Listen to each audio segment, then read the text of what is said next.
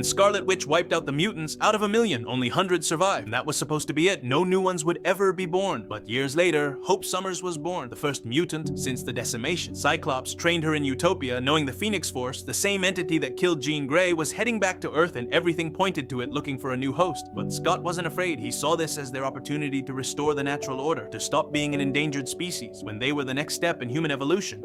Supposedly. And deep inside, he knew the Phoenix wasn't all about destruction, it was also about rebirth. But the Avengers had also figured out that thing was coming, so they were already panicking. Everyone knew what the Phoenix was capable of. Captain America went to Wolverine right away, and Logan told him Cyclops probably already had an agenda, and changing his mind would be impossible, considering what the Phoenix had taken from him. So, the most stubborn man in America flew to Utopia to talk to Scott himself. But Emma Frost knew exactly why he was there. Ignoring her, Steve got straight to the point. They detected the Phoenix, and according to their experts, it was coming for Hope, which meant they needed to take her into custody, and he expected them to cooperate. Scott said those experts were probably Wolverine, and since Hope was a mutant, mutants would be handling mutant problems. But Rogers kept insisting this was a threat to all of humanity, not just some kind of genetic issue. Scott fired back for his people, because if Hope was the right vessel, this could mean the rebirth of an entire mutant species. Steve told him he was too close to this, and that's why he couldn't see it clearly. Cyclops threw it right back, because they were too far away from this. Always have been. The Avengers had never been there for mutants, unless they needed something from mutants, and this was just another perfect example of it. Cap told him to respectfully save that discussion for another day. A destructive force was heading to Earth. Scott, just as civil, told him to respectfully get the hell off his island. Steve warned him not to confuse diplomacy with asking for permission, and Cyclops didn't think twice. He blasted him right there. Cap's shield barely came up in time, so